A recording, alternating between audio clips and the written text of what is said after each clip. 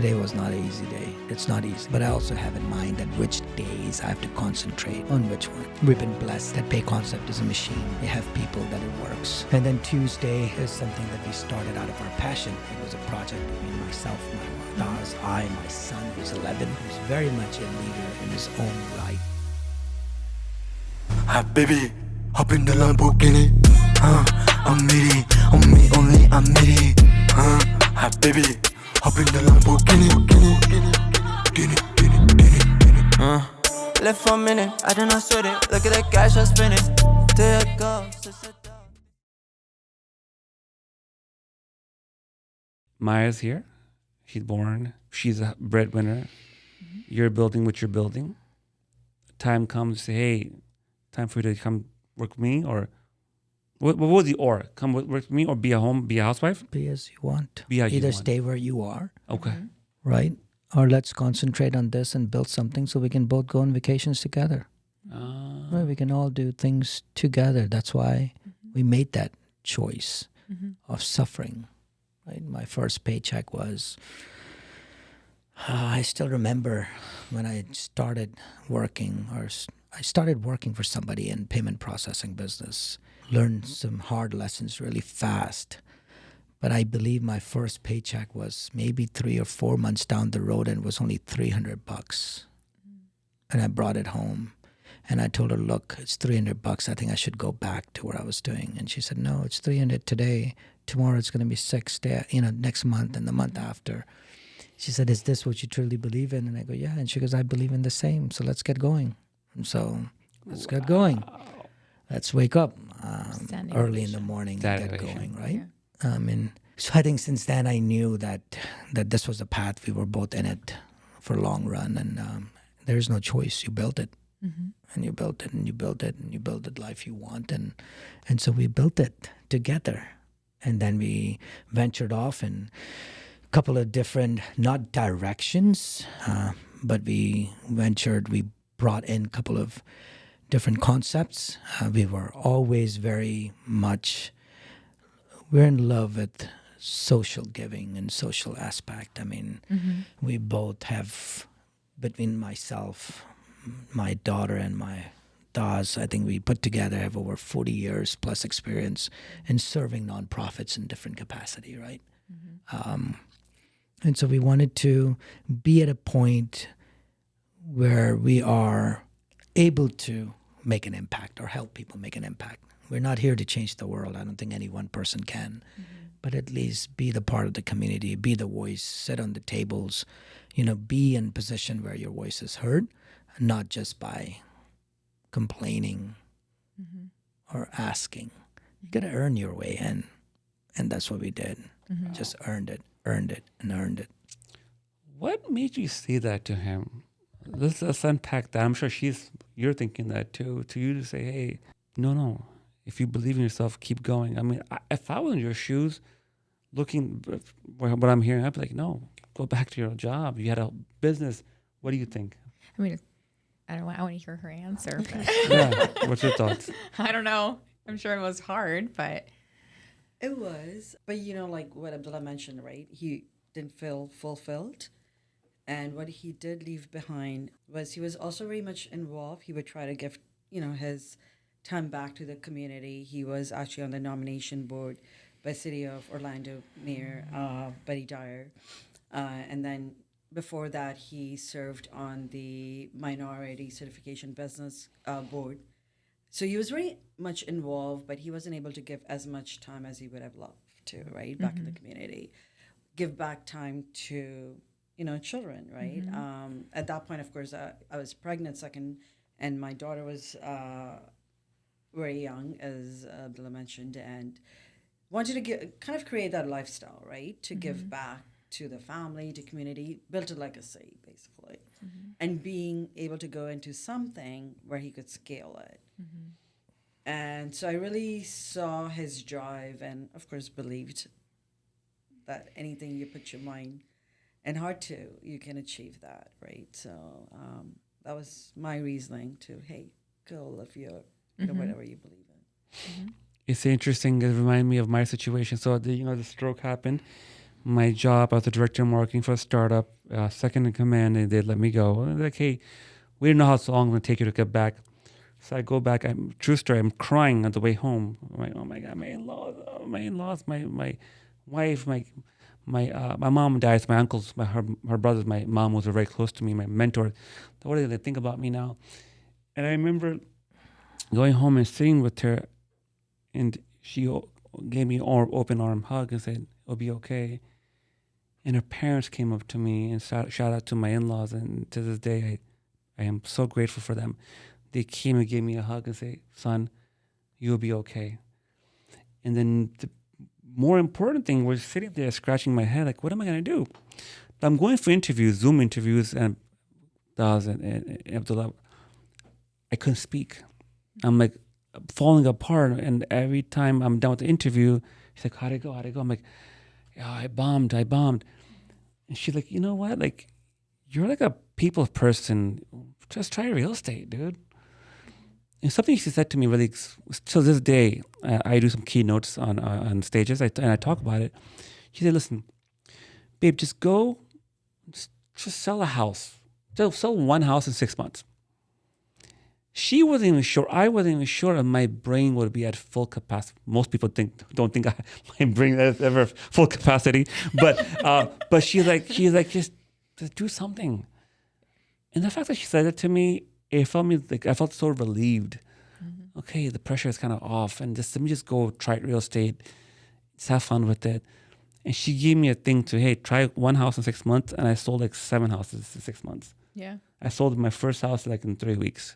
Yeah. Cool. You know, I mean, thank you. And that was the entry to my entrepreneurship. Very similar. Yeah. The reason I'm saying this, the right running mate, the right woman, and for a woman, makes a crucial difference. Can I just pop in real Please. quick?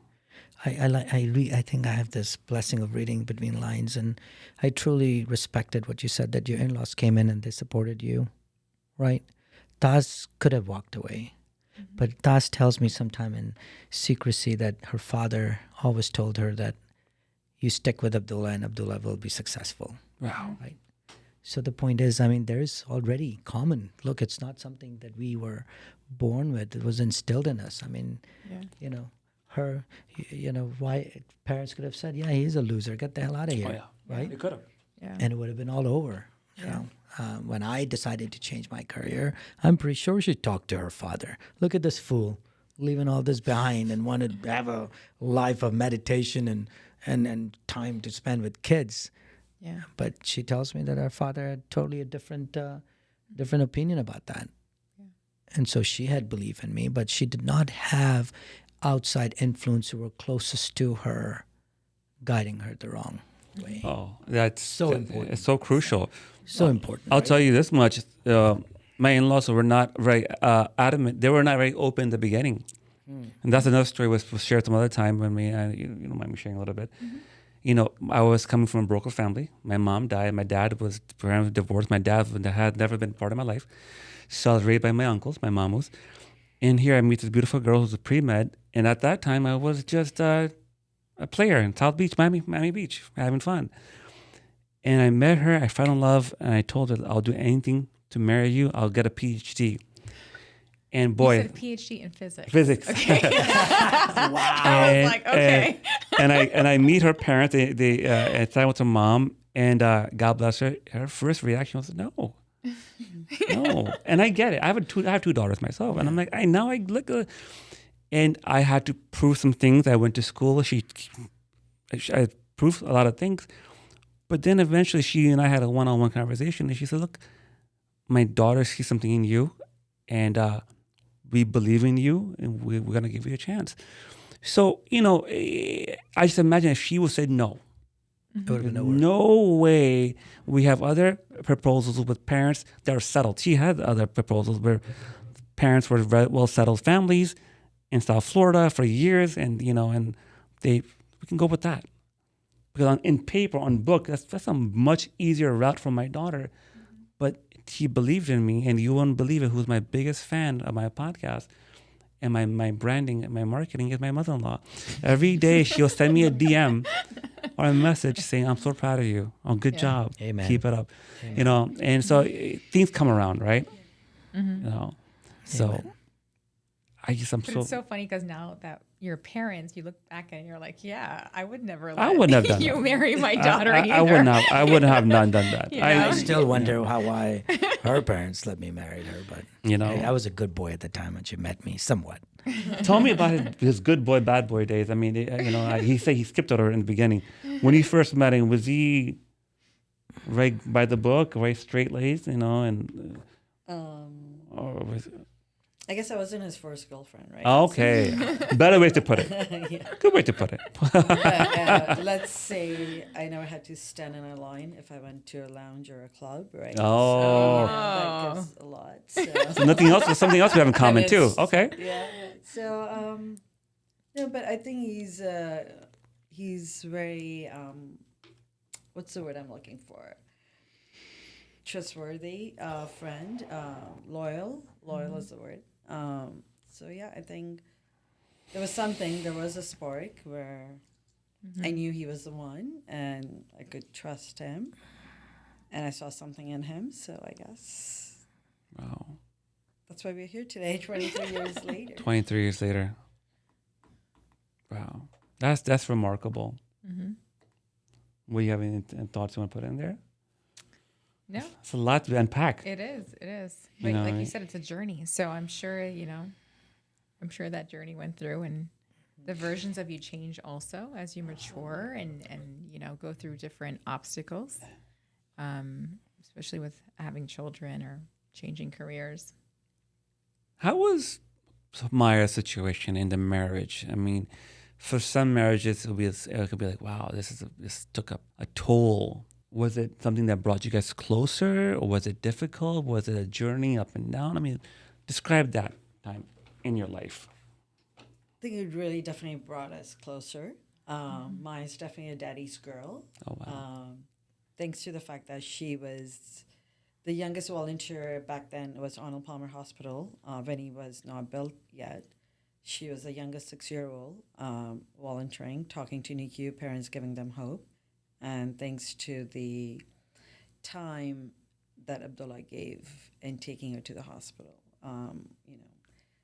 the reason why she was able to take her vision of volunteering and what the impact she was making to actually make a nonprofit called Miracle Makers Foundation, which supports premature babies and their family, was the fact that Abdullah gave her that time and helped her create that nonprofit. Which kind of goes on to more great things that she was able to do, doing a TEDx talk when she was 14 on youth philanthropy. And I feel a lot of that credit has to go to Abdullah. I will say that. Wow. Abdullah showed I his think it's a family effort, right? If she didn't put in the hours that she did, we wouldn't be able to do this. There were, when we went to these, my daughter speaks, public speaks, or guest main speaker, keynote speaker at places, even when at age of 11, 12, 13. Really? She was up on stage at age 11? Ronald McDonald House God events. bless her. to, God bless her. Yeah, and Is this something she's PGA. naturally born with? Or I is it think- something I you guys think- have? And still. no, I think Nourished. her exposure to the world outside, being volunteer Yeah. at the Arnold Palmer Hospital at that time, talking to parents whose kids were in NICU.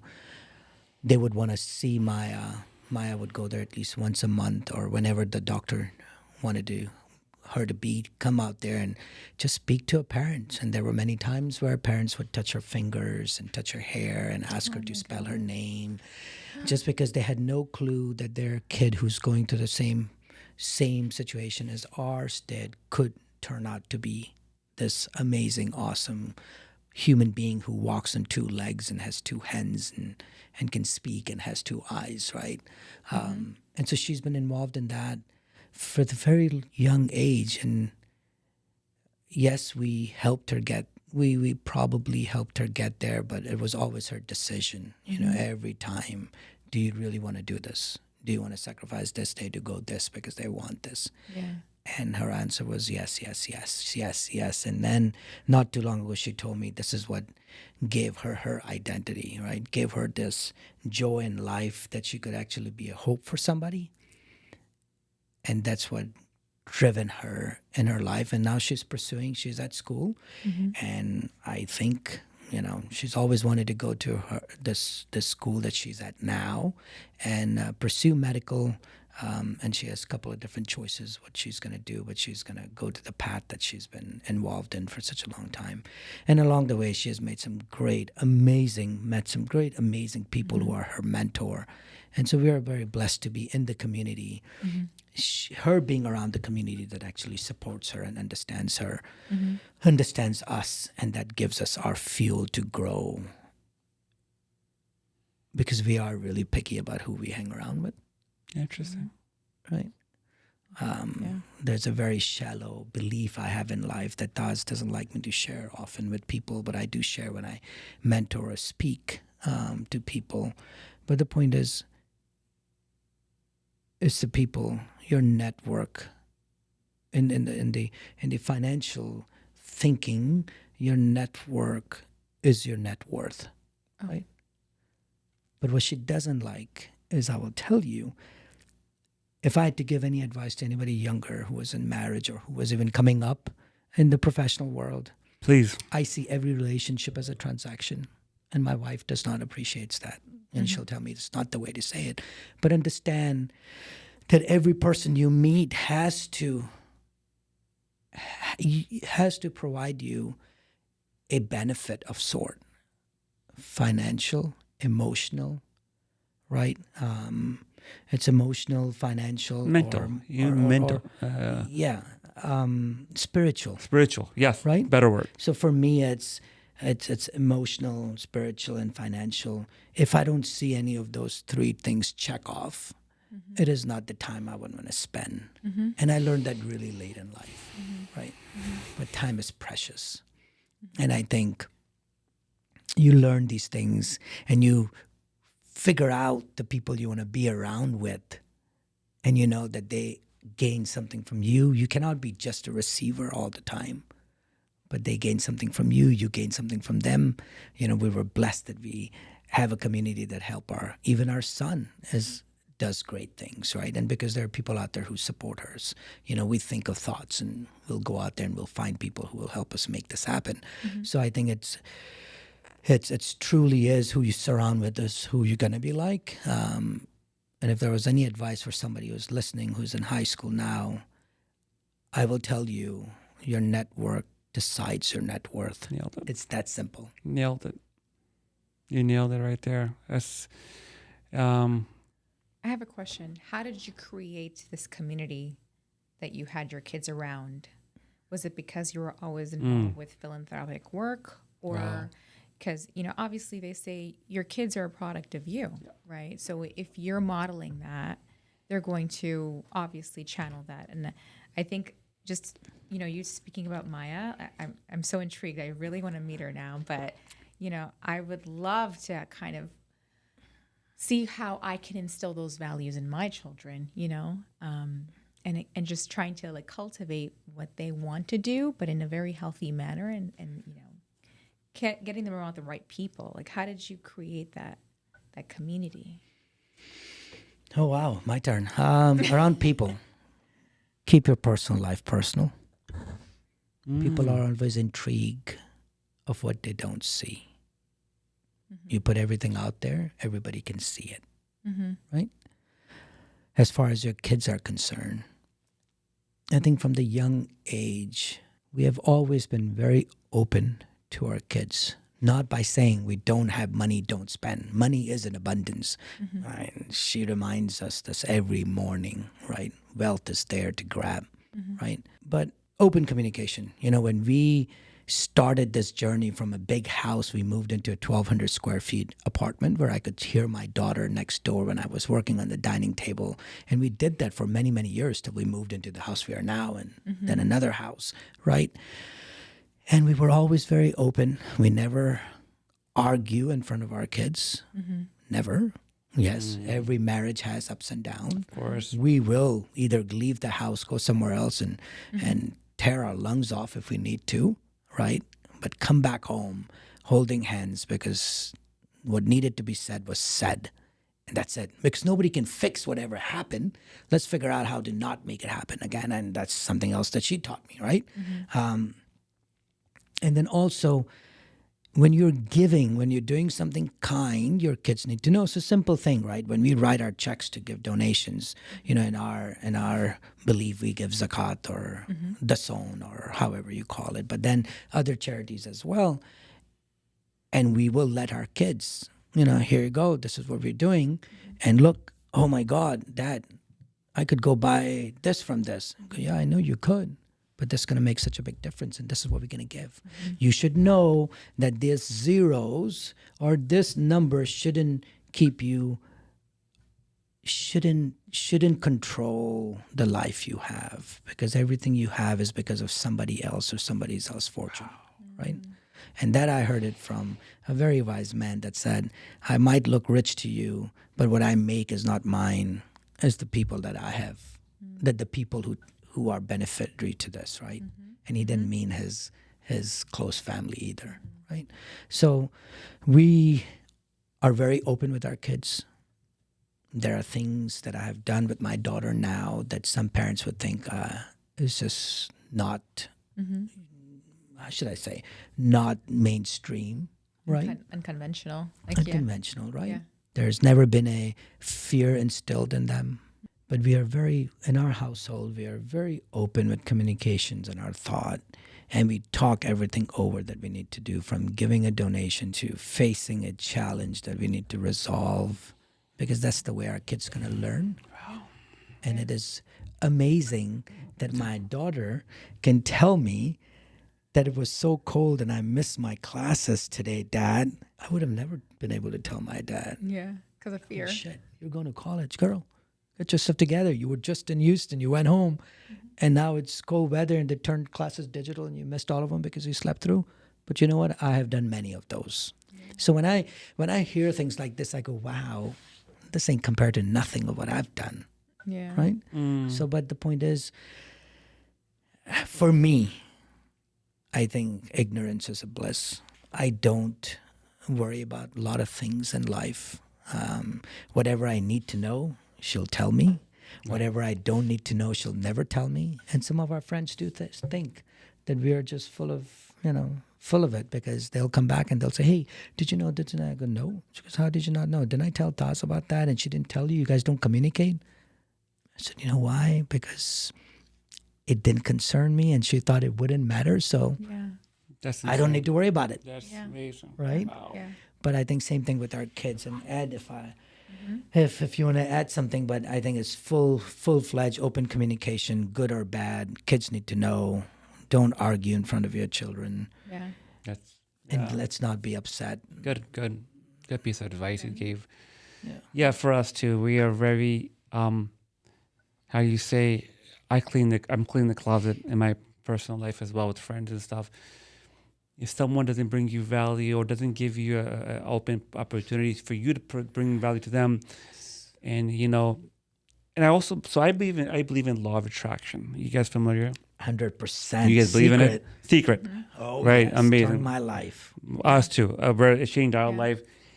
This is a word they use. It's called frequency. Frequency. We all are on a certain frequency, and the frequency would determine the type of people we have in our life. And when your frequency is high, it's very natural for the people that are on a lower frequency to kind of go away and start to lose some friends and start talking less with some family members. That's one thing we're very conscious about.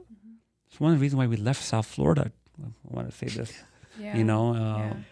It's we moved here 4 years ago, and I was born and raised in South Florida, so we knew everybody. The whole community everything was home. You could put me anywhere, and we knew exactly where we were. And we came here and we knew no one. And it was COVID. And we were in isolation for over, 18 months. And we had small children. It was very tough to live in isolation, because we're not those people that usually like to live in isolation, And we realized that the people we met in Orlando, they provided more value to us in terms of where we wanted to go in life, you know? And we still have very great friendships in South Florida. We're in but touch with them. We love them as family. Yeah, Good but friends. I would say the culture itself down there is very, how do I say this Vibrant. without, it's like living with the Joneses the whole time, and it's very judgmental, you know, and we didn't want to align ourselves with those values, and we wanted quality people in our life, quality friendships, and I think we were just, you know, thriving for that. Yes. And this is going to probably be a reel on social media. Just to clarify, we have great friends still. Not all our friends are like this. We have a lot of friends back home, her family, my family, and a lot of good friends. Yeah. But we had a goal to go in different direction, and we found by accident to go to Orlando. We never thought Orlando had these Well, amazing. is it accident or is it the law of attraction? Law of attraction. You know, it's Or not really sequencing. It's not really an accident when you put that out there in the universe and it actually brings you Comes back back. what you've been asking for. Yes. Yeah. Yes. So as we go to wrap up here a little bit, your daily habits, both of you, is they say behind every successful man or woman and woman, you just get up. You don't just get up and just do your hair and just go out. There's routines in the morning, afternoon, or night, whatever it may be. We'll start with you, Taz. You want to share something you believe in, like journaling or meditating? Or something? So meditation, Okay. intentional about journaling. Okay. Because I was never big on that previously, but I've seen the changes. Okay. But, reading. I don't read as much, so I do audibles. Like Yes. I'm making up for all those years. Sure. And I just love it. And also, I think it's self-development, right? So that's something I'm always working on, making myself better. Like my last thing I just did was learn about AI, right? Just took the 6-week certification course. Amazing. So I think that's something, it's kind of becomes a part of your daily routine of something new that I've learned. And now that one of the things, since like you mentioned about law of attraction and kind of growing together the same place. So I've noticed that with Abdullah and myself. So I've been more intentional about meeting new people. And that's something I've learned from Abdullah. So That's amazing. and of course, self-care, right? So I've been conscious about doing something physically active once a day. So That's awesome. How about you, Abdullah? So do you want me to be generalized like she was or granular As of how my day starts? you choose. Meditation is huge for me. There's 2 times a week at least when I'm up at 2:30 in the morning. I go out to the place of worship to meditate in the morning and my day starts. So Mondays and Fridays are those days for me. And then rest of the time I meditate at home, but my day starts. I get up in the morning, do prayers with my wife, and my son usually comes down to the room, or I'll go up to his room and we'll pray there and then get ready. I'm a big believer in cold showers. I take a cold shower in the morning and I stand in front of the mirror where I don't own a comb, so I can't say I fix my hair. I don't spend any time on that. I brush my teeth, shave, and then sit in front of the mirror for at least 10 minutes and talk to myself. And then sometimes the great ideas come out of that 10 minutes while I'm speaking to myself. I will do that. And then my morning is hectic. But I do have started this routine where I'll do breakfast, go to work. And I work out of home most of the time. But then I try to take 3 breaks during the day, at least 20 minutes each. I meditate during the daytime. It's my way of disconnecting. We're concentrating our Tuesday platform, but we do have 2 other concepts that are doing well for us. So it's changing of pace for me is very important. Wow. I have to switch something off to get into something else. So I'll do that. 5:30 comes around, I will stop working, play basketball with my kid or whatever needs to be done. And I think I get back on my table around 9 o'clock, and that's where usually my 3 times a week, my nonprofit calls happen at night. And after that, I'm working till 12:31, go to bed. And when I have to wake up at 2, I'm up at 2. Otherwise, usually it's 5:30. So Mondays and Fridays, I wake up at 2:45. The rest of the days, I wake up around 5:36. I can't sleep. Life is just so exciting that I have to keep going. Oh my God. I'm scared. I have a FOMO. I'm scared that I'm gonna miss out on something. So FOMO. Wow, is that true? The schedule? Yes, it You're is. like, I need Wow. to verify that. Wow, wow. 2:30 in the morning. I mean, those are the best days of my week, by the way. No naps. The It most has of to the be how naps. much difficult sleep task. do you actually need? Like 3? 5 hours. 5 hours. 4 hours. 5 hours. So the days you wake up at 2:30, you go to bed like around 9. Oh no. Usually Fridays are great days. I like to go out. I am a very extrovert person. I get my energy from people. I told you about the network. I love being amongst people. And no, Fridays are my longest day. If I'm up, when I was working out, I haven't worked out in past 6 months due to an injury. But I intend to go back. But that was my thing. I would go to 2:30, get done 5 o'clock with prayers, go work out, come back, take a shower, cold shower, and then do what it needs to be done, move forward. But yes, Fridays are my long day. We go to prayers in the evening. It's usually around 8 o'clock. And then if there are activities happening, I'm up. I'm up till 12. Yes. It doesn't take matter what it takes. Wow. Determined. Two good days are Mondays and Fridays for me. Amazing. That's amazing. I have a question. How do you disconnect from when you're working on one company and you're saying, okay, now I'm going to work on my other company? Like, are you doing this at the same time? You said you should take breaks, right? So you say, okay, now I'm checking into this. Like, how do you do that change? It's not easy. Today was not an easy day, right? It's not easy. But I also have in mind that which days I have to concentrate on which one, right? We've been blessed that Pay Concept is a machine. We have people that it works, right? And then Tuesday is something that we started out of our passion. It was a project between myself, my wife, Taz, my son, who's 11, who's very much a leader in his own right at his school. He's very public as far as speaking is concerned. So he's taken some of those traits from our bloodline. And so we always talked about doing something great. We have been involved with nonprofits. I think most of our time now is dedicated on, right now we're going to start raising funds for our Tuesday application. It's been about 2 years, right? We will be going out and raising funds for that because now we see the impacts it's making and the difference it's doing in the community for the nonprofits. But I think most of our time currently is dedicated to Tuesday itself, is to have a growth in that and be able to reach as many people, as many nonprofits as possible, so we can truly, help them make an impact, smaller and grassroots nonprofits. That's why the technology was built and was built truly out of a need. My daughter's nonprofit, when she wanted to go out for fundraising, you go hire technologies. Technologies are so expensive.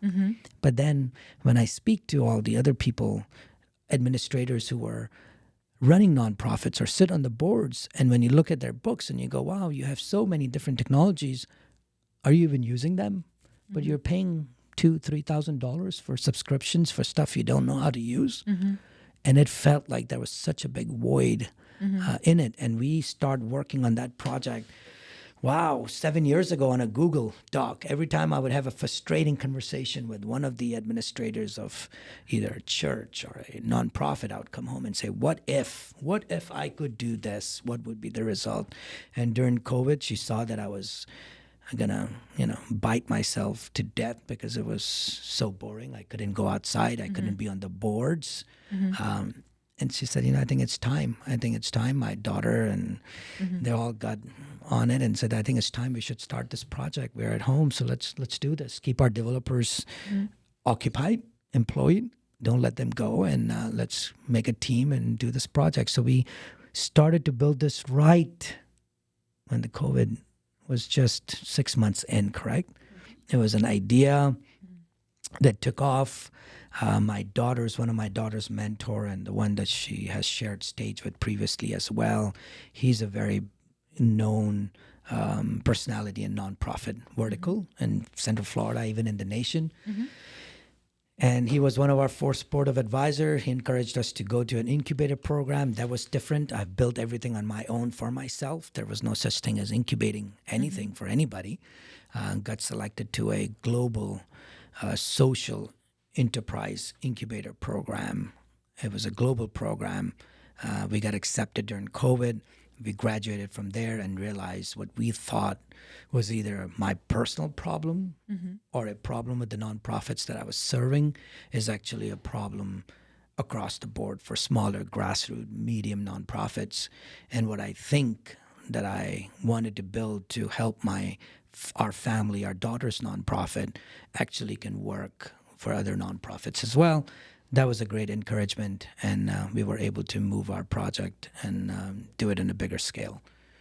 And so it took about a lot of our personal finances, and it took multiple years. And now we are at the point where we are looking at results and looking back and saying, wow, now that has been a journey. That has been a really real journey for us. But that's our third child. Wow. Tuesday. Same thing we do with Noor. It's a very similar thing we have with Noor. Awesome. Anything else you want to do before we wrap up? No, I really enjoyed it. We can keep going. Yeah. But So you have to go home, right? We have to go home. have a 3-hour long. Yeah. For the record, I can't say enough. Taz is so nice and kind. I know I spoke all the time because she would eye me and say something. and We're gonna do a part 2. I want Maya to be there if it's okay with you. I would love that. Would you think that'd be a possibility down the road? I'm pretty sure it can be. Yeah. I would love to have all of us and book out like a 2-hour thing. By the way, I love her name. Yes, me too. Thank We're you. Beautiful very name. close to naming our daughter Yes. Maya too. Yeah. That was an easy pick. Beautiful Such a name. beautiful But That name. is a story as well. Yes. Yeah. I always, since I was young, I knew the first child, if I ever had first child, it would be, child would be a girl. Wow. You knew that. And we knew Maya name before Maya was born. I knew my girl's name would be Maya. And so we named her. And I was my wife and was gracious enough where she let me pick the name of the first child. And we named her Maya. And she's truly a blessing in our life. That's Both beautiful. our kids. And I shouldn't Yes. discard my son. Yes. He's 11 years old. Seems- And without him, the life would be truly incomplete as Maya is Yes. not at home. But he is just everything Maya and plus. Yeah. So we are very blessed. We are very That's fortunate beautiful. to have two kids. That's beautiful. Where can we find you guys on social media? Where can I find you, Taz? Tuesday.app. Okay. Basically, my contact is right on the site. My gram is at Taz Tharoo. Okay. And also on LinkedIn, it's the same. Are you on Facebook as well? Yes, I'm on Facebook, Okay. but I'm more active on LinkedIn Okay. or Insta. Beautiful. How about TikTok? Not TikTok. Yeah. How about you? Well, I'm looking. I don't know what my. You're not social. It's Tharoos, Okay. Tharoo. So you're not very active on Instagram. No, I actually, I am active on Instagram. I post stuff about social enterprise or nonprofits or Tuesday All right. applications. But that's the extent of it. But I'm very much active on LinkedIn. Okay. Very good. My last name is Tharoos, and I can confidently say that Tharoos, we're the only Tharoos in the world. It's been proven, Tharoo. So I'm not very difficult to find. That's amazing. Oh. Good stuff. Pretty amazing. How about you? I'm on the gram, On the gram. Facebook, and the NoorMetzba.com. What's your gram? Dr. Saima R. And you can follow us at Noor Metzba on the gram as well. Awesome. It's a nice name, Noor. Yes. Like it? It Yeah. means light. Yes, Yes, that's the very yes. reason we Yeah. did it. We had several name changes Yes. that happened, and Noor came. We wanted to name one of our daughters Noor also, but it was something that I was always lingering. And when I thought of wellness, and I thought of health, and I thought of beauty, I always thought of light. And Noor always had a very positive connotation to me. So when we were doing the official name change for what it was before, I was like, Herma, I was like, I really still like Noor. you know. We were going back and forth. We didn't want it to sound too ethnic, but because we want to allow everybody to feel comfortable in our space. But I thought it was really just the meaning behind it. I think it's beautiful. We're proud of the name. You know, and then the way that the logo came out, we got very fortunate. And, you know, inshallah, everything will go well. Guys, thank you for joining us today. Part 2 has some of the books already. I'm going to have Phil block me out 2 hours next time with Maya. We have to have Maya. And I prefer, this room is good, but the other room is also not too bad. The other room is, I a wanna little bit more loungy. Yes. If you're if you're in Central Florida, you're looking for a podcast studio, Phil, where can we find you on Instagram? It's at Podcast Doctor. There you go. Podcast Doctor. Look, we have 2 doctors. Yes. And also, Phil is a good friend of mine. We talk actually almost every other day about podcast stuff. If you have a person, if you have a space at your home, he can come out there and help you create it. So, Phil, good luck, man. Good work. Abdullah, thank you for joining us. It meant a lot to me. We made it. Truly appreciate it. Inshallah, we'll have part 2 real soon. Absolutely. Thank you for joining us.